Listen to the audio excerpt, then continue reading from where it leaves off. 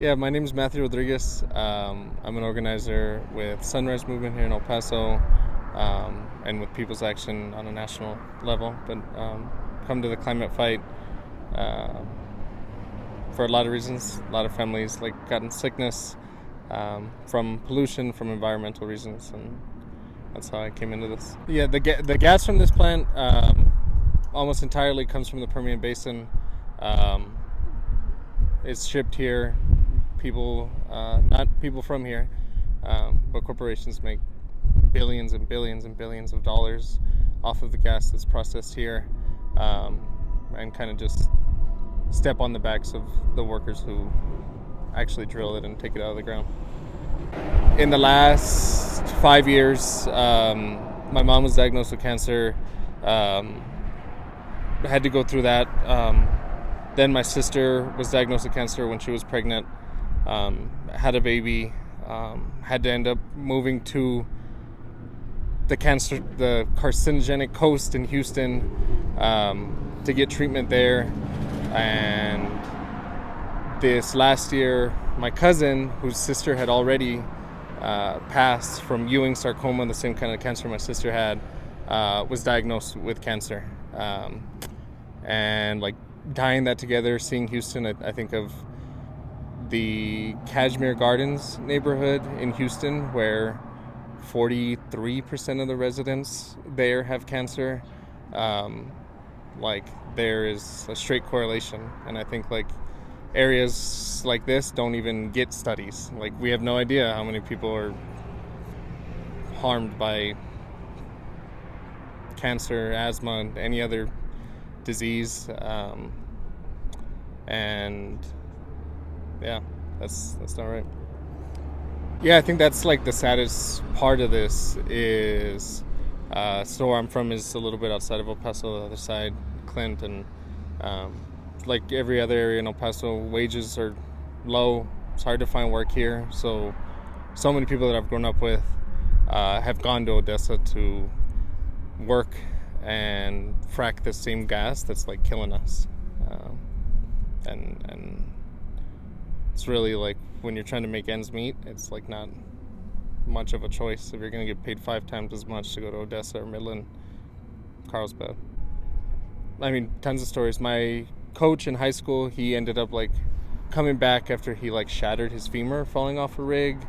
I've had, just since I've graduated high school, know 4 people that have either died or have been severely handicapped, either driving back from Odessa, gotten hit an uncapped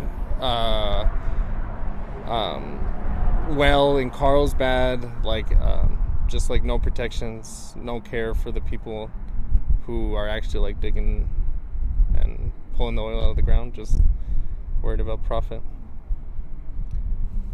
Yeah, the people that profit from this plant, from the fracking in Odessa, are the same people. You can list them off.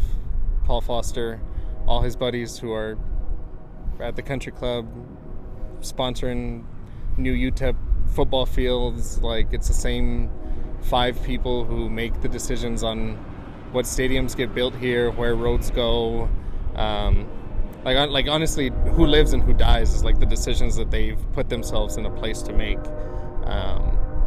So like, and like every other processing plant, like every other like environmental disaster, like it's not them living around here. It's not them living in these neighborhoods. And you know that shows why they know why. He's not gonna live next to this place. It's killing people. I think democratic ownership looks like building power. I think fundamentally, power is about who makes decisions, and Paul Foster makes decisions for everybody here. So what it would look like democratically is like having the people who live here, having the people of El Paso who aren't filthy rich, who aren't well connected, like making decisions about the lives that they live, and no one's going to make a decision to live by somewhere that's killing them. So it looks like having enough community input, having enough community power and decision making to like shut places like this down, have like a real clean future where people can live. We don't have any decision making power really about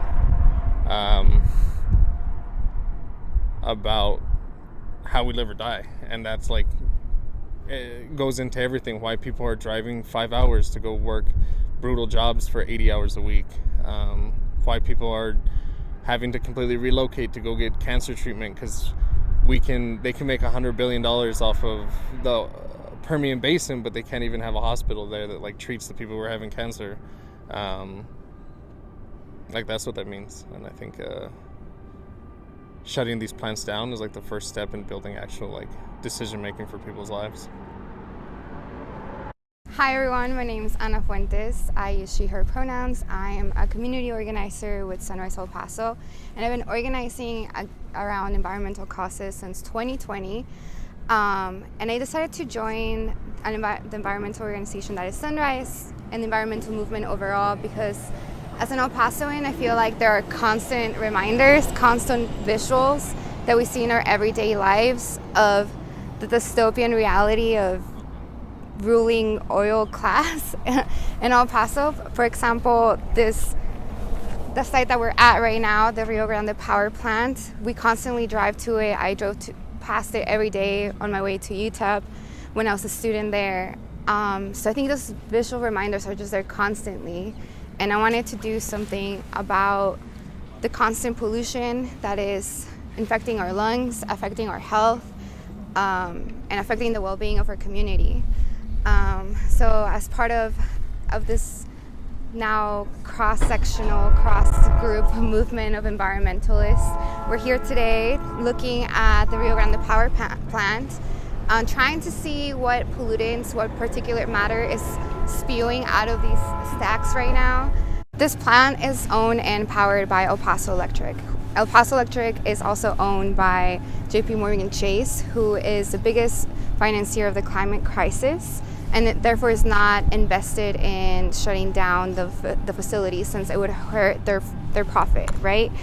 And I'm 26 years old, and if we were to stick to the plans that El Paso Electric has for shutting down their facilities, I would be 61 years old when this facility eventually stops working. I think what is important is to remain hopeful and to think of avenues in which we as a community can fight against these gas plants, because the powers at play want these things to remain the same.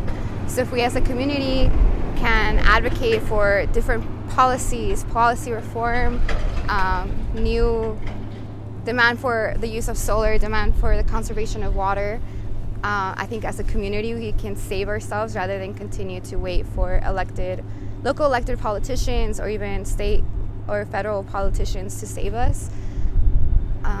Yeah.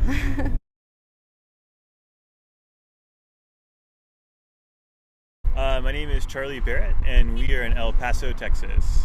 Yeah, this is a camera. This is an optimal gas imaging camera that can, make the invisible visible. You can see methane and volatile organic compounds coming from the facilities that we film, and we are currently at the Newman gas plant.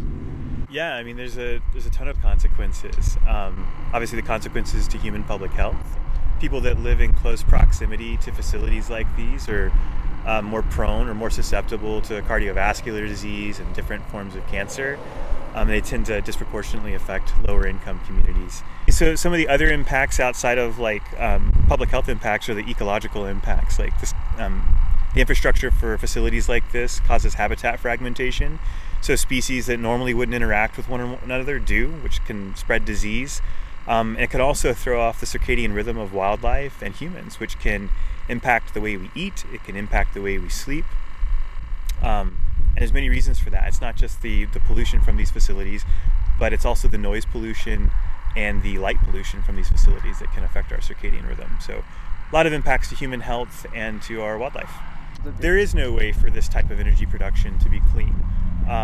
It requires poisoning people and poisoning plants and poisoning our wildlife.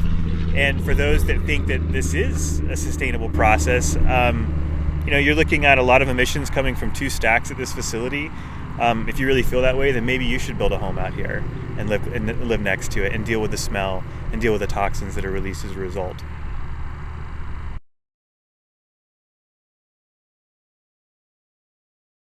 Yeah, so my name is Rafael Carrasco. I've lived out in Montana Vista for about 30 years.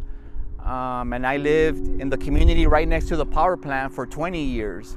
You could call it a colonial-like community, but not quite, because there has been some infrastructure progress, but it's a community that's still kind of in the shadows when it comes to progress and infrastructure projects. Where I live in my community, less than a mile, they built a power plant.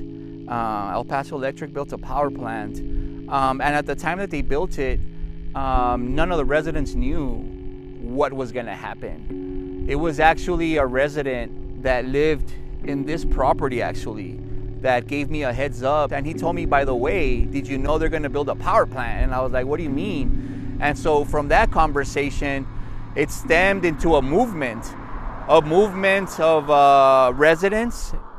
When I first heard about it, I was not aware. I just thought it was maybe something good, but I had no idea once you start digging deep into what this would mean for a community. So when El Paso Electric had the plans, they are required to make a public announcement, but they'll make maybe like a 1-inch ad on the newspaper, saying that they're going to build something, and then on the property they have a little like a one by 1 foot sign, which people drive by, 60 miles an hour, they're not going to see a sign like that. So the concern was that they never announced their plans to our community, even though they were going to be our neighbor. We had to do our homework, we had to mobilize, we had to educate ourselves. It's not like they held meetings and told us what to expect, the benefits of this power plant. Like, they never pitched even a good thing about it. So it took a lot of grassroots movement type meetings. Just talking to the people and letting them know this is coming to your community. Whether you support it or not, it's important that you know what this means to you and to your family. Well, some of the initial concerns was the pollution. That was the biggest concern, and our health. The fact that we lived within a mile of this plant, what was that going to mean to us? So again, El Paso Electric never sat down and let us know any risk factors involved. They basically bought some land and did whatever they wanted, but our concern was just our health and what exactly are they emitting. And once you start looking into these things, you start looking at chemicals or emission type pollutants that you don't even know how to even pronounce them, And once you start looking into their effects, how they affect people's health and children, children, it might cause asthma. So we're looking at a complete exposure to danger. And again, we had to find this out. We had to knock on people's doors and tell them about it. And I think that's the sad part about it, is they do everything behind the doors until you make them tell you their plans. That's the sad part. At first, it was just meeting in somebody's house, inviting neighbors. We held meetings here in these communities, closer to like the high schools. So basically all the surrounding communities, we would announce these meetings, these public meetings, just to let people know. And we started inviting our local political leaders to come and see what's going on. And we had to just reach out to them and tell them, like, help us, you know? So this movement involved a lot of residents coming together and forming each other. But at that point, we knew we needed help from our leaders, elected leaders, the ones that we voted for. Just like they needed us when they wanted their office, we came to the point where we needed them, you know? So this movement started just educating ourselves, because we did not have the scientific minds to tell us exactly what to expect. Here in the community, we did not have the resources to hire legal help, but at that time there was a resident that was an intern at Legal Aid, Texas Rio Grande Legal Aid, and she hooked us up with them. You know, we started reaching out to them, and then we got in contact with Veronica Carvajal.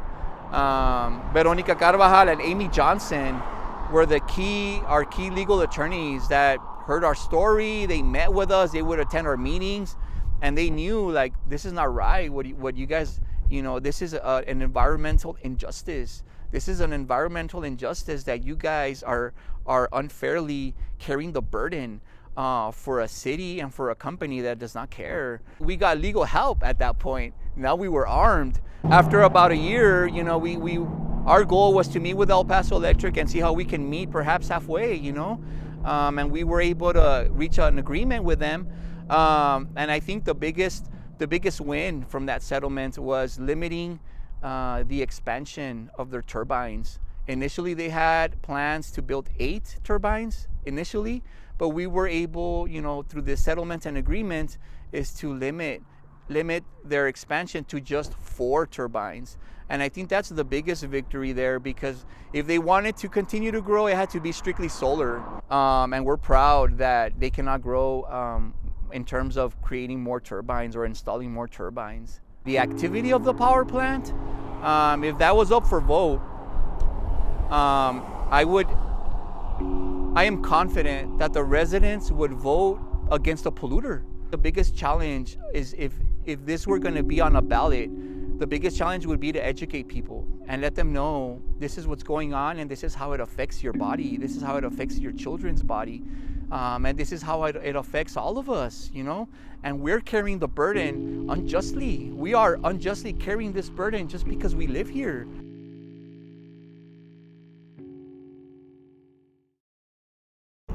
All my childhood, this refinery is sort of like the backdrop. Like, not that as young people I wasn't sort of hyper aware of its impact health-wise, right? There's sort of like the iconic, holiday memories of the light show that they do. They have decorated up with all these Christmas lights every year. Making visible the invisible, right? And like in who we are and what we do, like, I feel like that's the task for a lot of us, right? Whether it's making visible the stories of the children in schools who are being discriminated against and abused on the daily, whether it's the workers that are getting exploited in the factories and being exploited, whether it's the plantitas that are getting poisoned, right, and trying their hardest to like filter these contaminants out of the food that we're gonna feed our families, right? Making visible the invisible is seeing what this is really outputting into our lungs, into our future, into our neighborhoods. It's contaminating, it's toxic, it's dangerous, it's hazardous. Everything about it, if I start connecting the dots to like the struggles we had since growing up, you could point the finger right back here on what you did to us, what you did to our minds as we were growing up in the most like important part of our lives, right? Like formative development, like what are we breathing, right? What you'll see is like this lack of concern on the kids' developmental health, right? No one's pointing fingers at the culprits here in El Paso, right? in my kids' playground when there was lead in the soil because of another industry that doesn't give care. They wanted to blame the trees. They blamed the trees for the lead and not the industry that's 20 feet behind it, right? The kids need help. The kids are struggling. What this does to a child's not only physical health and development, but mental health, right? It takes a social effect that hurts communities and families beyond, a health bill that we're in the future, right? This is like a daily thing. The health of our community has been sold out for years because of this, right? And they're banking on the fact that we don't have the mental capacity to process what's happening to us, right? The lack of access to healthcare to get things like this diagnosed. The lack of data. So like we talk a lot about non-data, right? When we talk to the press about what this looks like every day in our lives, like my kid didn't go to school today because they're coughing up their lungs, and I'm like, you don't have a fever, but it sounds like your lungs are dying, right? There's no diagnoses coming, from the nurses to the doctors, and you start knowing that Paul Foster, who now runs, the School of Medicine, who dished out and rented out all our public lands when you were on UT Board of Regents, Mr. Paul Foster, who I know you don't own this place anymore, and you've somehow managed to buy out El Paso. And what that meant is it means that people stayed quiet, right? When their kids were sick, when these fires were exploding, it means people didn't have the energy to fight back, right? And you see these pockets of energy, the iglesia here, Padre Arturo Banuelas, he was one of the first to do a collective effort, in this neighborhood and get some justice, or at least try and get some attention paid, and down to the church ran them out to a new neighborhood, right? Because they'll come after you, they'll hover around us as we just try and take photos of what they're doing. It's not an easy fight to fight. As Familias Unidas del Chamizal, we were able to, in collaboration with the Sierra Club and a lawyer in New Mexico, fight the attainment status in El Paso. And so we took it to court because TCEQ said it was fine, the EPA said it was fine, and we said it's not fine. And so when we took it to court, and thank God we're able to find a free lawyer or an organization that cares, right? Thank God we're an organization who's in our neighborhood organizing around these issues, right? Thank God there's people in place, but we need more.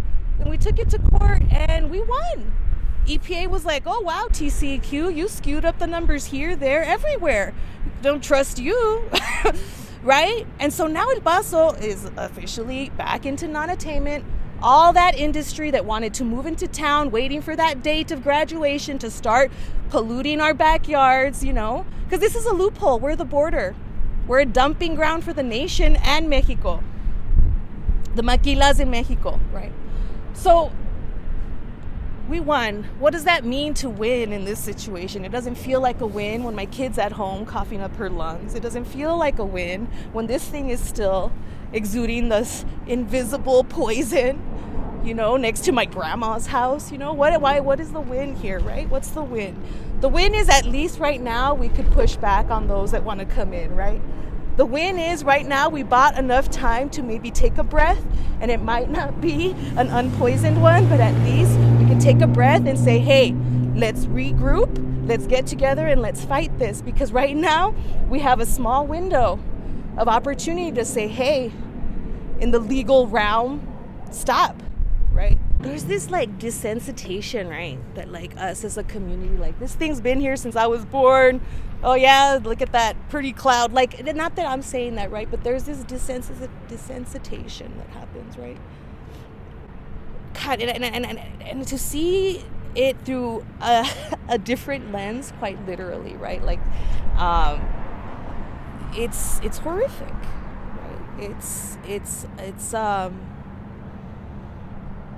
it shakes you, right? Because this is like the backdrop that you're used to, and suddenly the backdrop looks different because you're seeing it through a different lens, literally to show you what they don't want you to see, right? And that's the impact of that.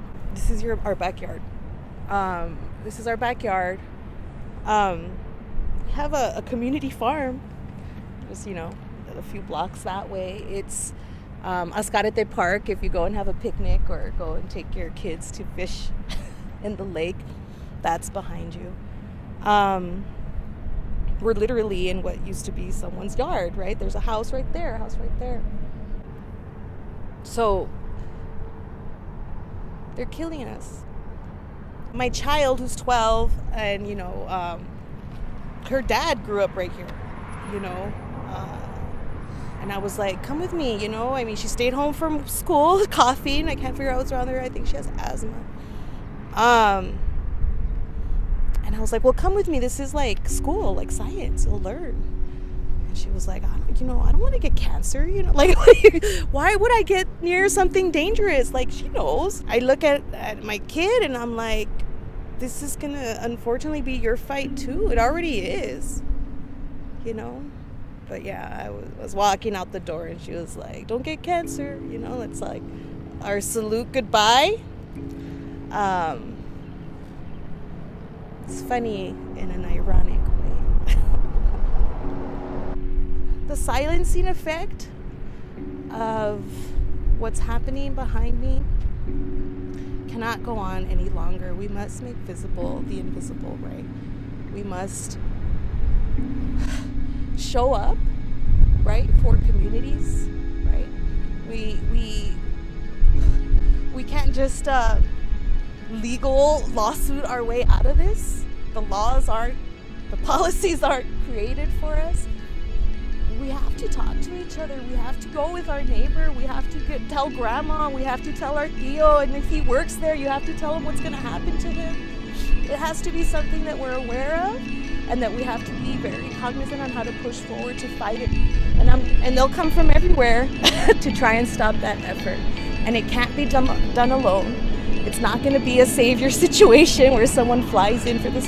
This is a call out to the community as a whole.